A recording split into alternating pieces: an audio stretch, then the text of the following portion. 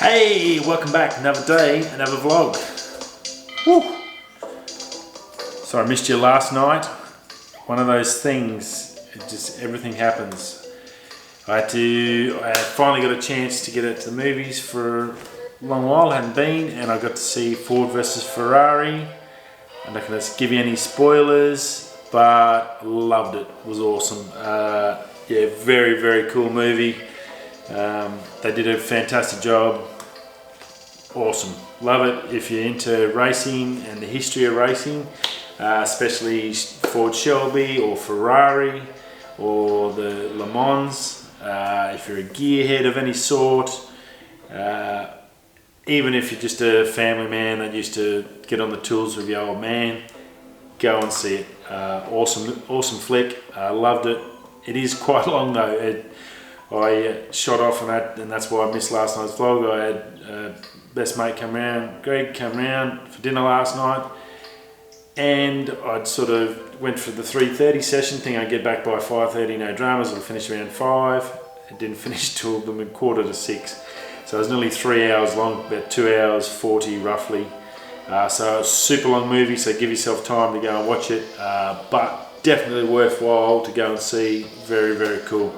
Great job to the guys that did it, to bring back that little bit of history for everyone that didn't understand it or know it, and I appreciate it, and I think it was really well put together, so great job.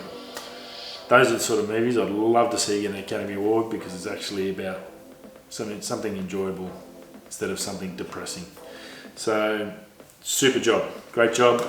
Ford versus Ferrari, get along and see it if you love car stuff.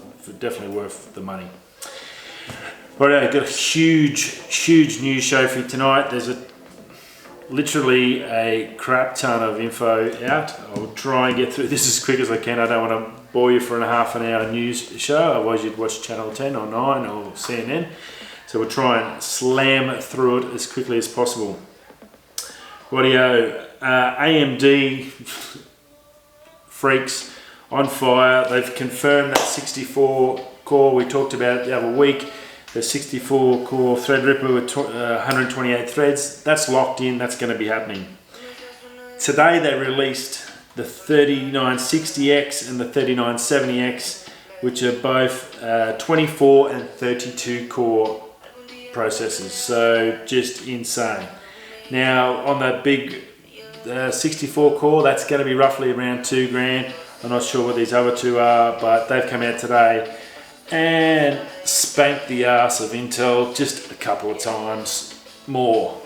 If Intel haven't already got their nuts crunched by AMD this year, AMD just let them know that we run this house now, you're the little dog, get out of the way. On Intel, they did have a positive today. They haven't had any wins this year, but they did announce they've joined with MediaTek today to bring 5G to the PC and laptop market. So by 2021, they're going to be able, they're going to have 5G available in your PC and your laptops. So basically, there'll be no more Wi-Fi, no more cable, no more stupid NBN if you're in Australia, which costs a fortune and you get nothing for it. And if by then, 2021, 22, maybe 22, we might start seeing some 5G sort of network actually happening. I went into a 5G zone in Perth yesterday or the other day and got zero 5G. I don't have a 5G phone, so I didn't see any uplift on the 4G or anything like that. It didn't get any better. So that was my concern, whether you've got to have a 5G phone for that 4G to then pick up. I'm thinking that's probably why. But at the current, it's only little small spots in capital cities in Australia with a 5G. There's only 1 or 2 phones out, the Samsung and I think a couple of Huawei's and OnePluses, with hoping Apple will be next year, but still a way to go. But yeah, good to see Intel working on that. I think actually that's their best idea. They've come out for a while.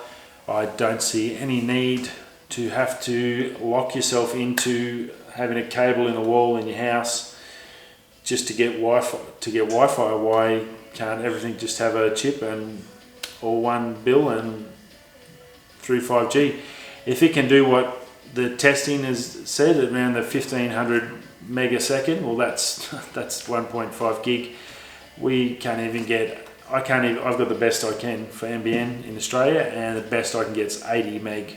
At sometimes lucky to hit mid 80 megabytes a second, and this is 1.9 gig, which is just ridiculous. So I know Australia is probably the worst country in the world for internet.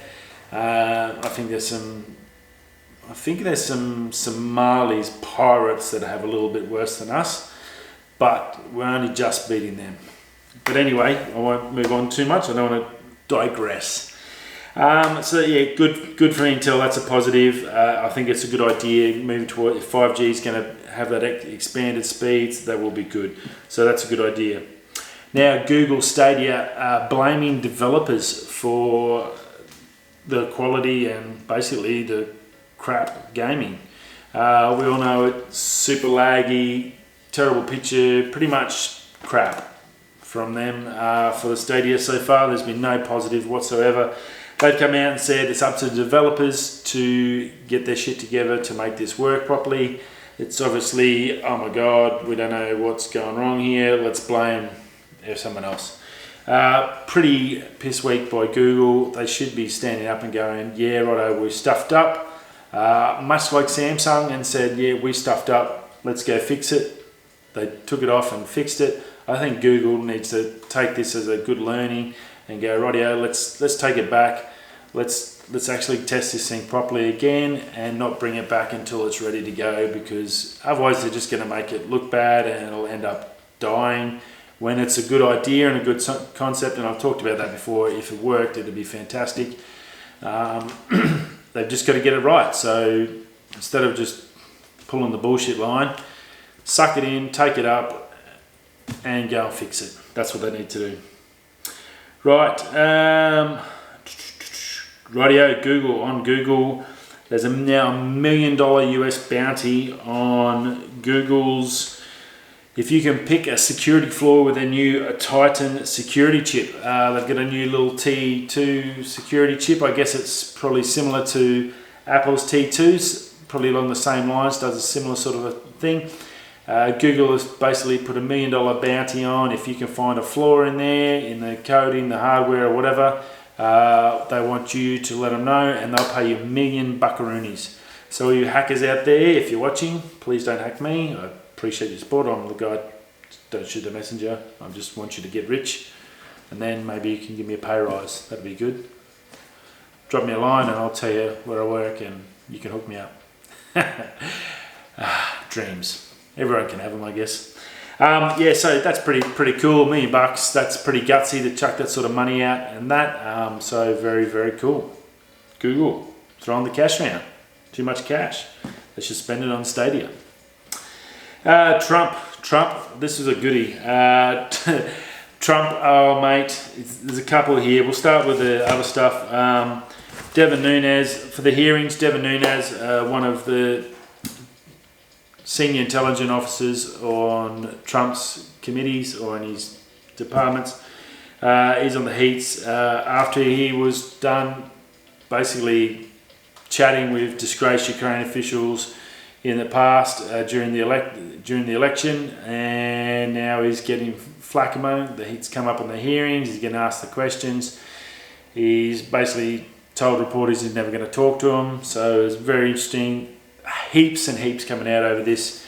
I think it's going to definitely, well, it's going to change the politics in America a fair bit. I think there'll be a lot more rules put in place to lock this in, a bit more openness and honesty, which would be nice. Very strange. I did notice on Facebook that they are looking to smash all social medias, that they need to ensure that what they allow, any advertising, political advertising, that it's accurate before they let it go on there. And I think that's a fantastic idea, and that might possibly stop crap like this happening.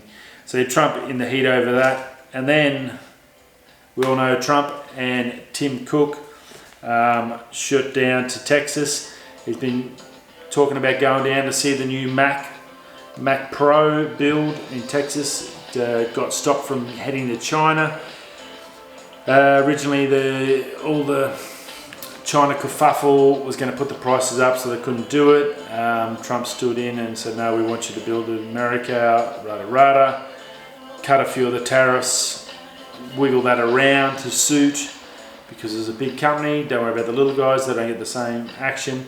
But come out and change that, and now he's gone in and claimed that he's opened up a new facility. That facility had been there since 2013. Houses 500 people that work there that build your Mac Pros for you. Obviously they don't have to make mass amounts because it's a $50,000 computer, so it's not going to be churning out.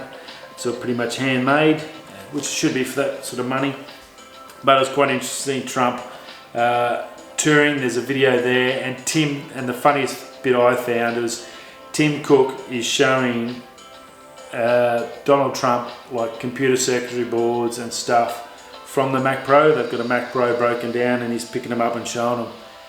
Now I thought this was hilarious because I remember back when they released it, John Ivey was sitting there and with Tim Cook, and the talk was that Tim Cook had no idea about this computer, didn't know any of the parts, and John Ivey was sitting there explaining it to him on live television or on the web as it was streaming live, and pointing and explaining everything to him. So he had no idea how the computer worked or what it was made of.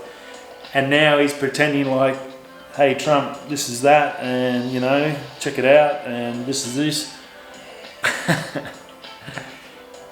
Tim, you're a numbers man, you're not a computer guy, don't bullshit the bullshitters. Please just stay in your lane. Stay in your lane, Tim, because you look like a fool. That was the dumbest thing I've seen him do. If you're going to get someone to talk tech, get someone that actually knows tech, because it's obvious you don't. You're just an accountant. That's why you're running Apple. That's why Apple is where it's at and getting smashed. Anyway, it was pretty funny, and I think that was that. On the good side though, they did announce, Apple announced, not Trump, that they are going to be expanding their facility down there, going to be pumping in $1 billion US to build a 133 acre area to house a minimum of 5,000 up to 15,000 people. So they are going to expand their stuff in the USA, which is, I think, well, for the USA it's good to be spending money there, and a big company to spend their money at home. That's pretty good, and give people jobs. That's really cool. It'd be interesting to see what they're going to make there and how they're going to afford it, because phones and all the other stuff are just so cost sensitive. It's going to be tricky for them to get there. But it was good. It looked pretty wild too. Big, huge campus, really nice. Tech news, Linus, Intel. Whew, geez, he come out firing. I don't know if you've seen his video, Linus Tech Tips. Virtual source of information on tech. I've said it before. I've learned a hell of a lot off his channel, off the guys that work on there. Stuff I don't know about that I've had to learn about, and I think it's quite interesting hearing from a real full-blown PC side that tech knowledge. So it's really cool. He come out just guns blazing. This guy, very respected guy on YouTube, well over 15 million viewers and subscribers on multiple channels. So way up in the YouTube. Definitely a legit influencer, you could say, in the tech industry. Just smashed Intel for them announcing that they are going to release their new chips, the 10th generation chips, 3 or 4 hours before AMD, so that no logistical or no legit comparisons can be made between the two competitors. Basically what he was saying is, because they come out first, the reviews will happen straight away, and they'll be against the old AMD stuff, so it'll be new versus old, and that'll be generally the first review will last a lifetime of that chip. So he was pretty pissed off and basically fed him a new arsehole on how poor that was as a company, for their ethics, and just not having the guts or the balls to say, hey, we think we're good enough, this is our best, let's go AMD, let's see what you got. May the best man win. It was a sneaky little backdoor way of getting in and getting away with it, I think. And I think he, rightly so, I think he did the right thing. You see plenty of, I guess, tech reviewers and stuff that possibly wouldn't want to risk the wrath of a big company. And luckily enough, he's big enough, and well, I think he's more of a tech person than worried about money and his influence and all that crap. And he's just said, well, this is the right thing, that's crap, I'm going to call yous out. And he's done that, so that's a great job. Congrats, Linus, awesome. Intel, pull your head in, basically. Tatula, Diawa, Tatula, another reel, the SVTW, 32mm spool. We found out it's got an 85mm handle, 6.3, 7.1 and 8.1 ratios. Really nice. It's got the T-wing system. It's got an engraved spider on the knob, on the spool knob. But looked like a nice reel. Another new one out from Diawa. They're pumping it. They're really putting them out on YouTube. So they're really pumping the advertise before Black Friday. So that's really good. All those sales are starting to hit now. I'm getting email after email. Everyone doing their sale. So Christmas shopping, I hope you're all organised, and this next week is going to up to Friday and this weekend. This is pretty your prime time to get any sort of a deal. So yeah, that looks like another nice bit of kit for the fishing tackle box. And last but not least, the Mini Countryman, John Cooper's Works version, new one for 2020. Boys in Canada, straight pipes, did a review on it. 300 horsepower, 330 foot-pounds torque, 4.9 seconds to 100, 54,000 Canadian, so that's probably around about the same, maybe a little bit, so probably about the 56 to 57 Australian mark, I guess. Hopefully it'll match up over here, because we do sell them. It's one of the few cars that does come here. It looks nice, but it's big, and the guys are saying you look at it, it looks like a Mini, and they trick you with the lines and the shapes and the colours, but it's actually as big as a GL63 Merc, and we all know what they are like. They're just powerhouses. So to compare them to them, it's going to be apples oranges. So you really need to be a mini lover and want that extra room. But it's gone up a massive amount of power for what it used to be. So if you do want that and you need that extra space, those extra room in the back, it's actually probably not a bad little bit of kit. But at 50, I used to own a Mini, a Deluxe, and so much fun, stuff all power, but it was one of the original, the small ones, and I seen one, I think yesterday, original condition, all done up, fantastic and tiny, and that was the best part about them, they're tiny, and they just keep getting bigger and bigger and bigger. It's not even a Mini anymore. Just too big. It just takes all the fun.